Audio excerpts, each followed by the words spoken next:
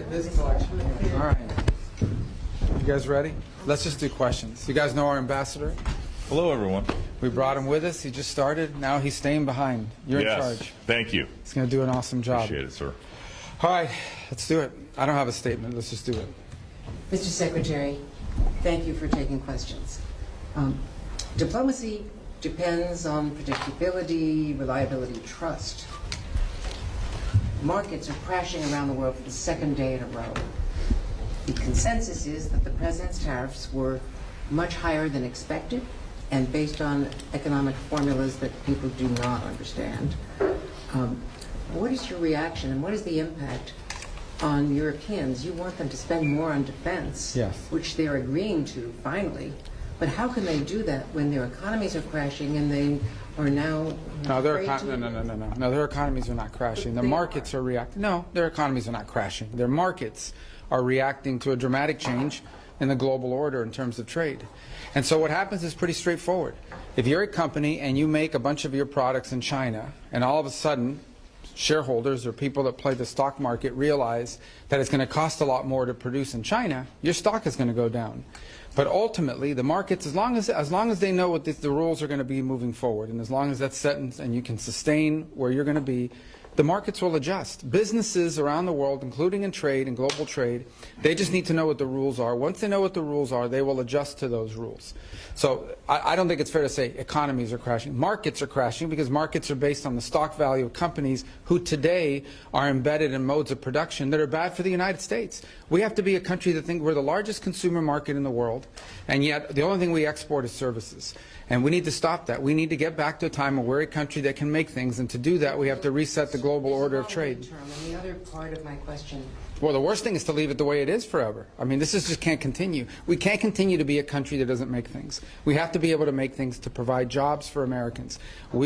That's it. It's that simple. China is an example. I mean, it's outrageous. I mean, they don't consume anything. All they do is export and flood and distort markets, in addition to all the tariffs and barriers they put in place. So the president rightly has concluded that the current status of global trade is bad for America and good for a bunch of other people, and he's going to reset it, and he's absolutely right to do it. Let me ask you about also the predictability of relationships with allies. The Prime Minister of Greenland, the Prime Minister of Denmark, which at this point owns Greenland, so Denmark, a NATO ally, is saying that it's unacceptable that one country cannot annex another country.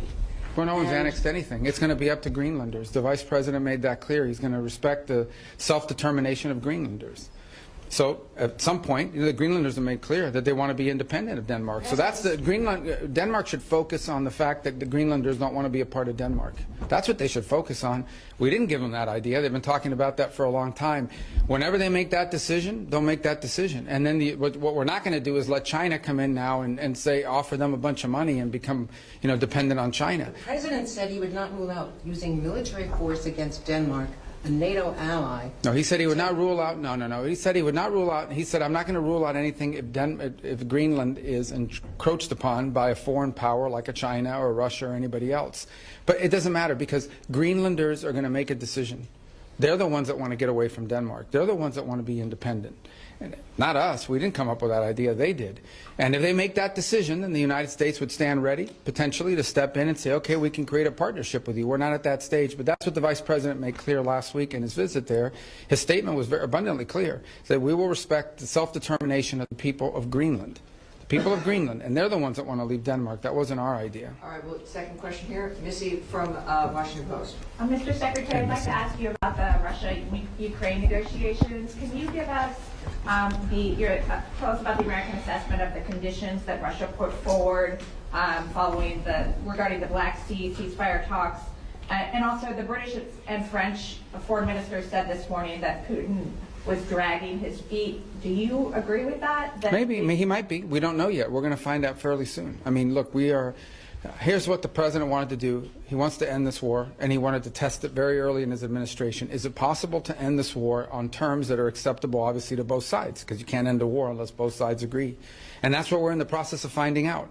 We will know soon enough, in a matter of weeks, not months, whether Russia is serious about peace or not. I hope they are. It would be good for the world if that war ended. But obviously we have to test that proposition. So we're working through that process. We had a visitor, that Mr. Kirill was here this week, had a chance to sit down with him. He met with others.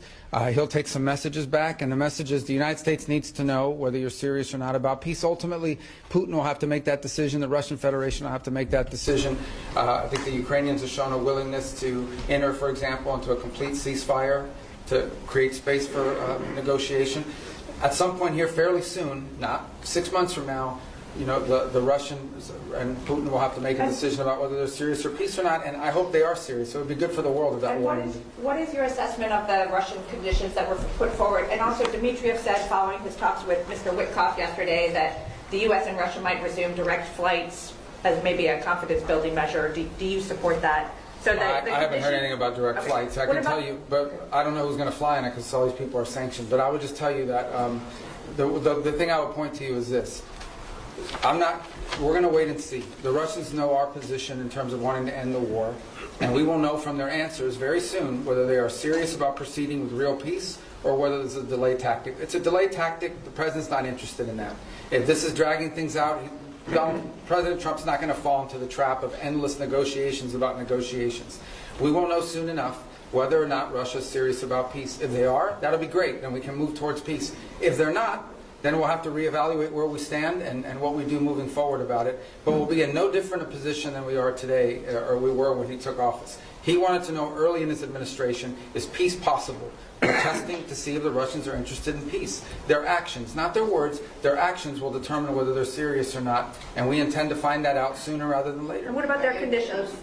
Which conditions? They put forward additional conditions after you guys had the Black Sea ceasefire. Yeah, so again, I mean, this is part of the back and forth of these sorts of things. I've had phone calls with foreign leaders, and then I read the readout, and it's like, oh, we said, no, you never, they came, they said something to me they never said. I guess that's part of the game in this place or whatever. But look, bottom line is, to me, at the end of the day, what's going to matter here is whether we're going to move towards peace or not. If peace is real, we will know soon enough. If they're not interested in peace, we will know soon enough. And we'll make decisions on the basis. I hope they are real. There are some promising signs, there are some troubling signs. It's not going to be easy. No one ever said this would be easy. But we're going to find out sooner rather than later. And let's just say I'm hopeful. I remain hopeful. I need to be hopeful that peace is possible and that the Russians are serious about peace. We want them to be serious about peace. And hopefully they are, but we'll know sooner rather than later. Daphne Reuters. Hi, sorry, I'm back here. Your last name's Reuters? Oh, that's pretty cool, isn't it? Go ahead.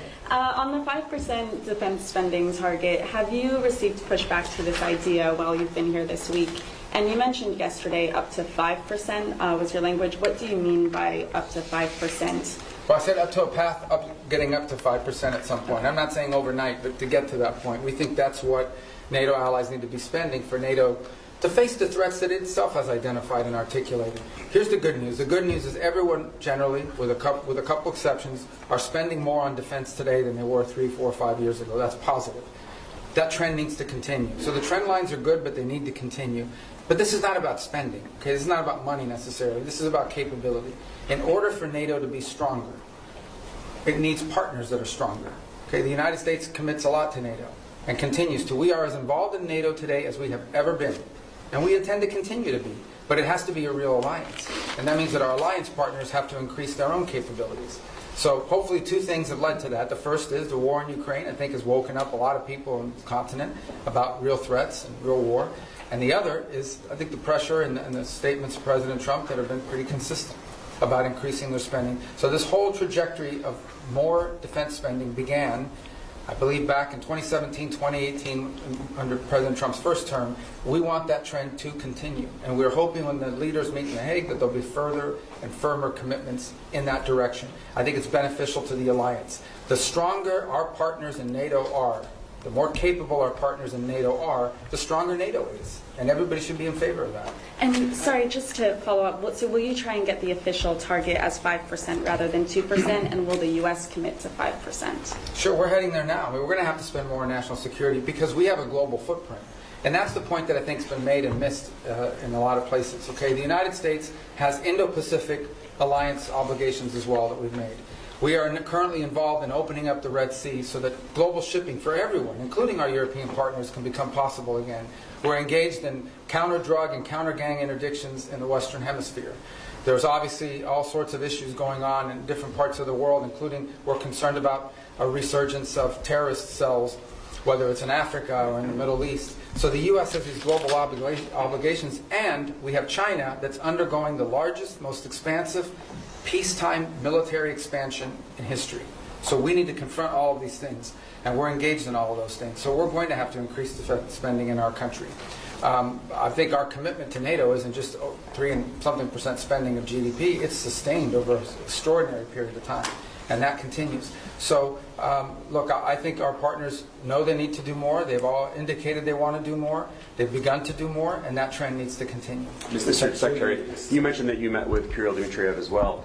In order to stop them from dragging their feet and dragging this on, is there anything that you said, perhaps not threats, but is there anything that you said you wanted to see concretely from the Russian side in order to peace. We want to see peace. But specifics in terms of getting to this ceasefire first and then the negotiations later? I mean, peace means you stop shooting at each other. I mean, it's as simplistic as that. Now, obviously, look, there's all kinds of conditions for a final peace, and you have to work with both sides. And I've said from the beginning, the only way a war ends in a negotiated settlement. If it's not an unconditional surrender, then it is both sides make concessions. We're not going to prejudge what those concessions are, because those concessions will depend on what Ukraine will accept and Russia will accept.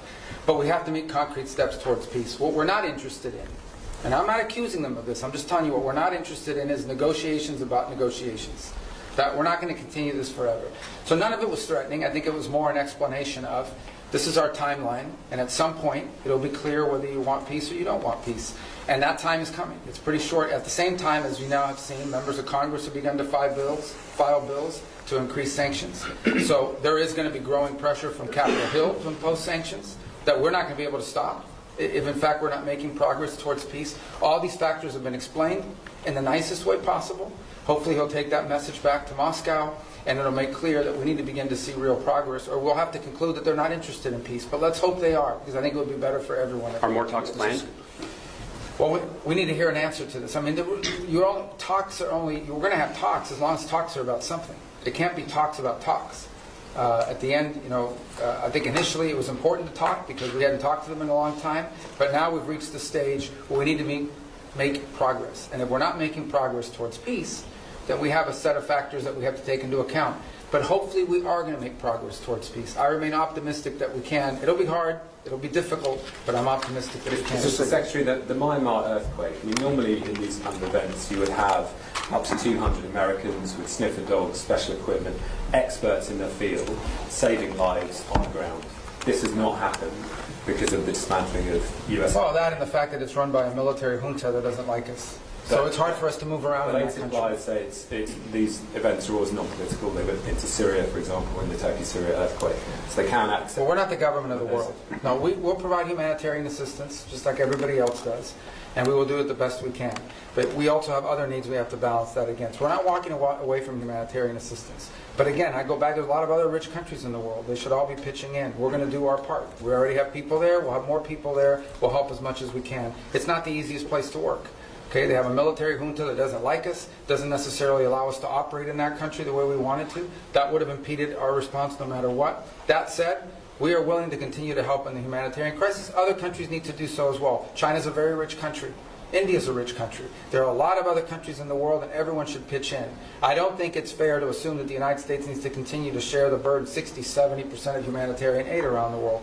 We will be in the business of humanitarian aid, but we have other priorities as well that are national interest priorities of the United States, and we're going to align all those to be properly balanced. Isn't it soft power? I mean, all of the experts in this have said the reason is not because of the politics of Myanmar, but it's because of the dismantling of USA. You simply couldn't deploy. Yeah, I don't listen to these so-called experts. There's not real experts. These are so-called experts.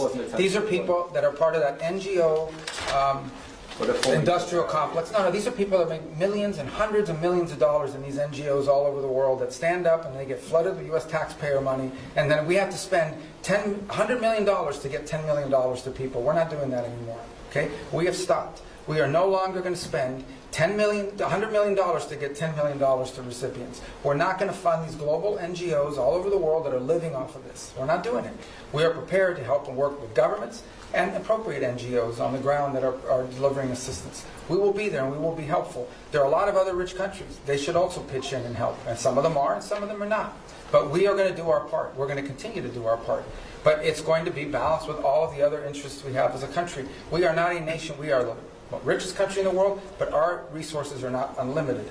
They are not unlimited. And we have a massive national debt, and we have many other priorities as well, and it's time to recalibrate all of that. So we'll be there, we'll be helpful as much as we can. We've got other things we have to take care of as well, but we care deeply about what's happened there. Mr. We wish we had a more Secretary. cooperative government. Mr. Secretary, the Middle East was part of your discussion here in NATO, especially that did you find support from members toward your policy of airstrikes and Houthis and your maximum pressure policy toward Iran? Yeah, I mean, on the Houthis, everybody wants to get their ships through the Red Sea. We're the only ones doing anything about it, but everyone wants to, get their ships through there. As I said, we've done the world a great favor by taking on this band of criminals who have, unfortunately, sophisticated weaponry that they can use to, they've attacked, 150, 160 merchant vessels. 174 times they've attacked the United States Navy. So I think the world should be grateful to the United States for being involved in this and doing this. Everyone thanks us for it. I understand these nations have limited capabilities despite being very rich countries. Nobody else can project power there and do this. But that said, we think that mission is going to bear fruit, and it's necessary. We can't have a band of criminals controlling that. In the case of Iran, I don't know of any country in the world that's excited about Iran ever having a nuclear weapons capability. Some are more forceful about it than others. We've had talks about that. As you know, the president would like to figure out what's going to happen there. But he's also made it clear that there's not going to be a nuclear-armed Iran. That's not going to happen under his watch. Mr. Secretary, what's your message to foreign citizens who may be afraid to come to the United States because they're concerned about potentially being detained over some minor administrative error, because they might have something on their phone like criticism of the president or of the Israel-Gaza conflict, and they don't want to come into the United States now? No, first of all, those people that have their phones looked at and so forth, and I'll refer you to CBP to go through their processes. But generally, it's people that have been flagged coming in for a reason. I would say that if you're not coming to the United States to join a Hamas protest or to come here and tell us about how right Hamas is, or to tell us about, stir up conflict on our campuses and create riots in our street and vandalize our universities, then you have nothing to worry about. But thousands and thousands of people come into the U.S. every single day to conduct business, to travel, to do all sorts, to visit relatives. It happens every day. It's very commonplace, and nobody has a problem.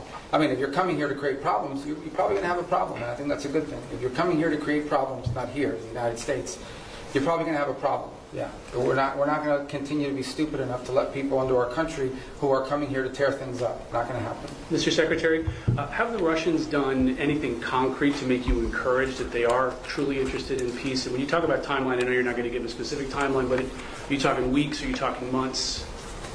I think we're talking weeks, probably. Yeah. I mean, there's a lot that has to happen here in the next few weeks in order for this to be real. In terms of concrete, I think they've agreed to certain things. I mean, I think their things are not striking now that they were before. Obviously, both sides claim that the ceasefire is being violated, as typical of ceasefires like this. But that said, not concrete in terms of are we closer to peace? We're closer to peace simply because we're talking to both sides, but we're not closer to peace because we have a deal on our hands to end this conflict. But we're going to know soon enough. That's my point I make everybody. People come, well, Putin, you can't trust him. It's not about trusting Putin. It's not about trusting anybody. This is about actions. If you're interested in peace, you stop fighting.